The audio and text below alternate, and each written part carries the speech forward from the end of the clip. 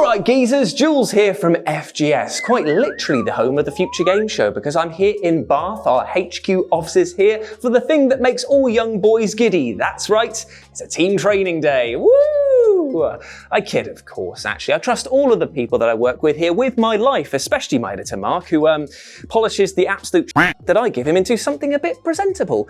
But it also gives me the great opportunity to work with our newest team member today, Amy, as we talk about video games that gave you trust issues. All right, trustful.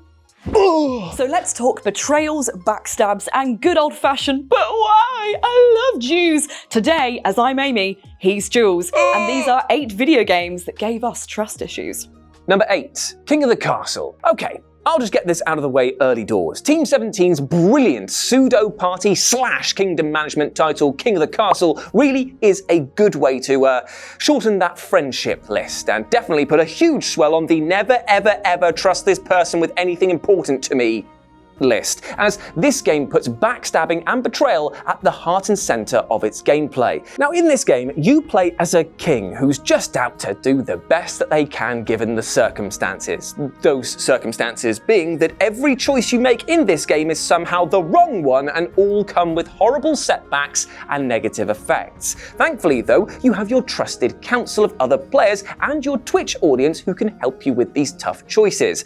And by that I mean that they can, and will, and seemingly have to, ruin all of your good plans because, well, either it was beneficial to them, was funny, or just because they wanted to see how quickly they can push you into your next rage therapy session. But the worst part about all of this is that you might genuinely believe that your team of advisors really does want to see the kingdom succeed, and then you'll push ahead with politics and changes to appease them, but never ever forget, my friend, that the moment that it becomes truly beneficial to them, they will take your throne and push you right into the gutter.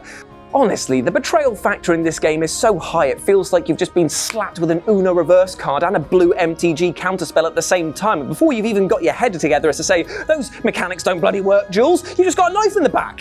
A one in the eye for good measure. This game seems all fun and friendly at first, and trust me, it is a great laugh, but it'll also likely give you a nervous twitch at the same time, and having you do fake karate moves every single time that your friends get close. It's just kind of like, what do you want? What do you want of me? How will I give up my kingdom? Number 7, Stanley Parable. I've got to say, in this fickle world full of train delays and the ever-rising cost of the Tesco meal deal, I applaud video games for their unwavering reliability. As gamers, we often take the gentle caress of this predictability for granted. You know if you walk into a huge empty room in an RPG, boom! Boss fight, innit? If you suddenly get a buttload of ammo out of nowhere. Whoa, prepare for trouble, kids. A red barrel? Well, that sure looks flammable. In fact, I'd say I trust video games more than my own bladder. Then came the Stanley Parable, a narrative adventure game that slaps our unquestioning little faces, yanks us from the comfy beanbag of formulaic game design, and much like that weird Robbie Williams monkey, yells, "For the next 2 hours, your ass is mine!" Jesus, alright.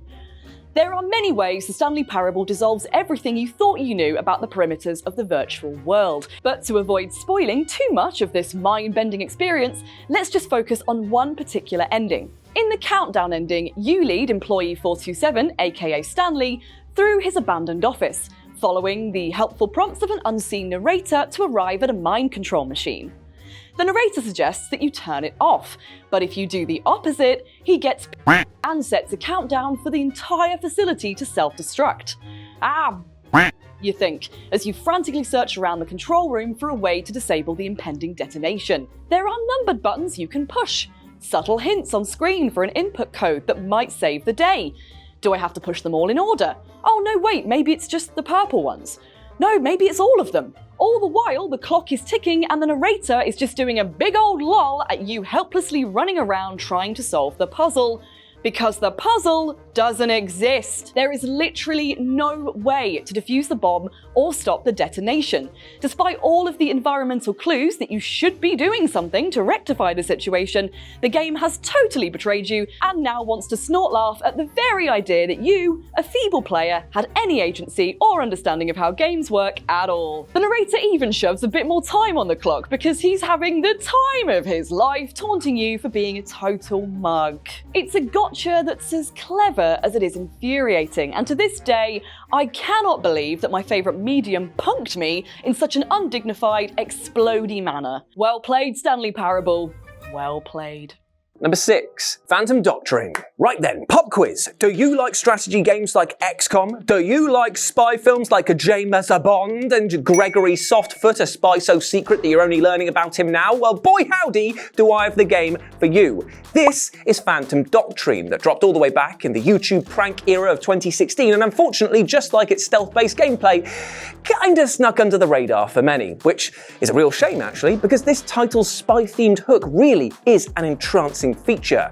Here you'll be sending agents out to stop rival agencies, constantly flying around the globe to avoid being caught yourself, and even using intel to build a chain of events and codenames to piece together what the hell is actually going on. In fact, it's this mindset of wait, what the f*** that actually defines Phantom Doctrine, as the frequent plot twists will likely leave you reeling, as will the moment that one of your most trusted agents decides to utterly go rogue and pop you right in the skull.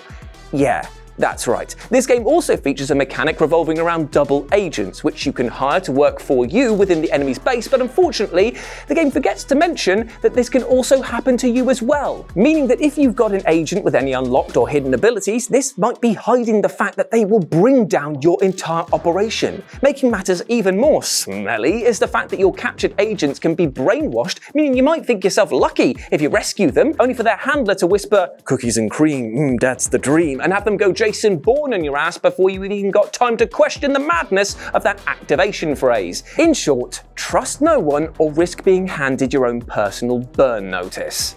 Number 5. Fallout 4. Pillars of the Community. The next one is less like a backstab and more like a few words of gentle encouragement to fall on your own sword. Honestly, if you got fooled by this one, you're probably also saying gullible really slowly right now to see if it sounds like oranges. So in Fallout 4, there's these lads going around calling themselves the Pillars of the Community.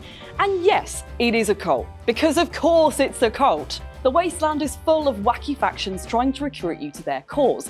But this one has a humble joining fee of, wait for it, everything you own. In exchange, you'll get salvation, true wealth, eternal happiness, and probably an Apple TV subscription, because let's be real, they dish those out like sweets these days. Surely, for all that, your worldly possessions are a small price to pay, no?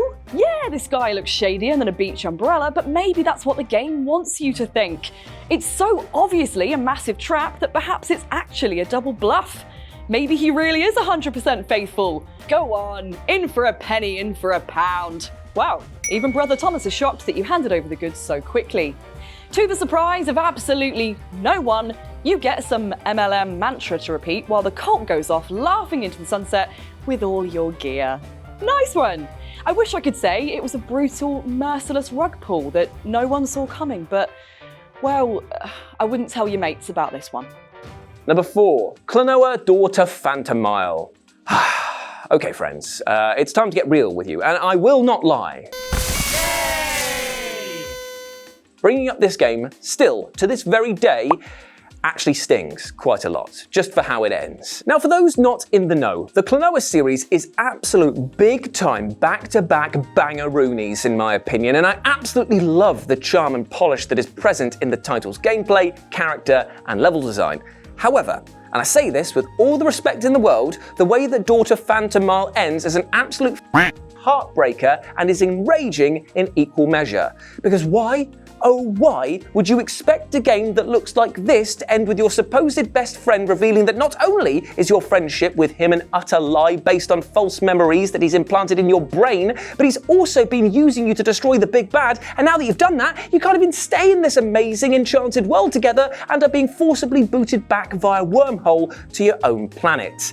I mean, insert Milhouse's dad at the Cracker Factory meme right here. What an absolute bellend Hugh Pow is. I mean, more like, Hugh boy, wow, I can't believe that you've done this to me, mate. I mean, what sicko brainwashes and what is essentially a young child and then has them risk their life and then doesn't even reward this child soldier by letting them stay in the land that they helped just save? Utterly heinous, and it rightly ranks up there as one of the most unexpected betrayals in not just video games but in life in general. And yeah, I know, there'll be some sicko Hugh Pow loyalists out there that say, oh but Jules, at least he regretted his actions and tried to save Claire at the end. And to that I say, does he because he knew that the magic-sucking wormhole is more powerful than his stupid little grip, and this is actually just a performative display of kindness to not look like the utter ripe that he actually is.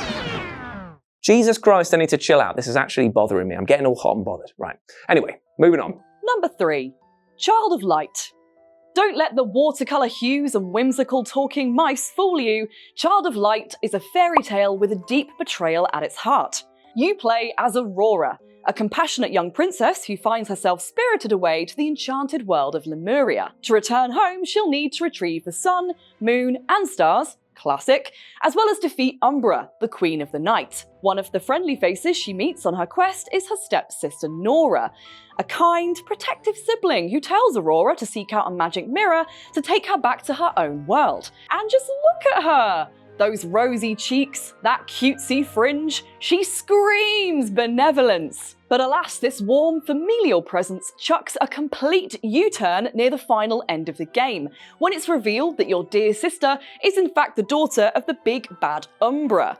Her real name is Nox, and the whole magic mirror thing was totally to lead you to her mum for the big fisticuffs. This manipulative psychopath then takes great pleasure in telling Aurora how she lied about everything and has never considered her family. Plus, the game gives you single-use Stardust to upgrade the stats of your allies. So if you waste a bunch of them on Nora, the betrayal stings even harder. There is literally no family counsellor in the world qualified for this shit.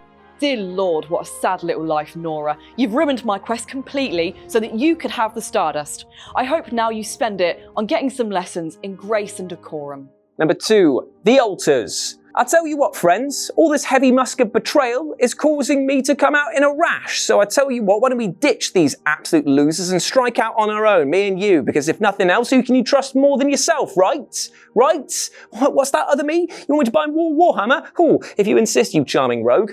Yeah, maybe scratch that. Maybe I do need a peer group to keep me on the straight and narrow. Unfortunately, the same luxury is not afforded to Jim Dulski of upcoming game The Altars, who, while working alongside a full crew aboard his wheel-based research station, has never been more alone, because all the other workers are actually clones of Jim, and trust me, some of them are absolute You see, the central gameplay mechanic of The Altars is using a fancy DNA machine to create copies of Jim that are the result of different choices that he made during his life, hence why they all have different personalities, skills, and yes, you guessed it, problems. Now, while The Altars hasn't dropped yet, it's heavily implying that managing your selves is key to survival, and that ignoring requests will create conflict, delays, and quite possibly failure as they start to begin to question why Jim Prime over here is calling the shots when sports coat Jim really does seem like a more charismatic sort. Hell, what about Never Burns a Roast Jim? He seems like a safe pair of hands. Not too sure about Baby Eater Jim though, verdict's a bit out on that one there, but can you really trust yourself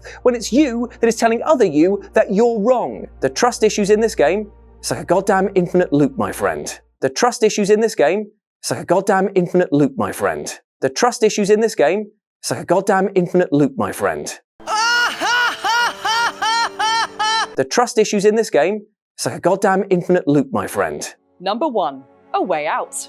Tell you what, the things I do for our Jules, I hoped never to revisit the emotional trauma caused by A Way Out, but here we bloody are. When it comes to trust issues, this game takes the absolute biscuit, and here's why. The betrayal is not only enacted by a fictional character you trusted, but also by proxy, your very own player too, be it your partner, friend, or family member. Much like Hazelight's more recent banger, It Takes Two, it's an exclusively co-op adventure, so each player controls one of 2 prison inmates, Leo and Vincent, in the events leading up to their daring escape from the slammer and during their time on the run.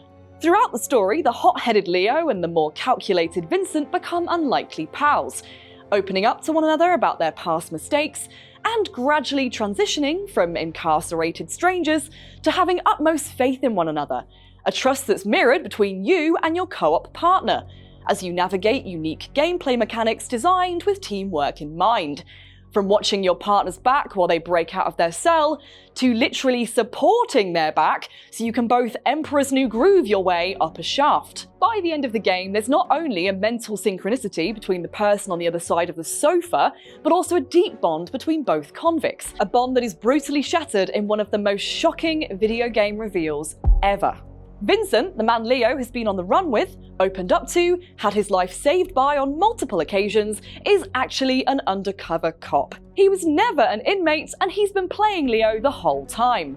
Ouch! What's even worse is now both players must take arms against each other for a dramatic showdown, and there is literally no way to avoid fighting to the death. Trust me, I bloody tried. The ending you get depends on which player survives, and no amount of yelling, "Can't we just talk about this?" will stop that rain-drenched gut punch of a finale from unfolding.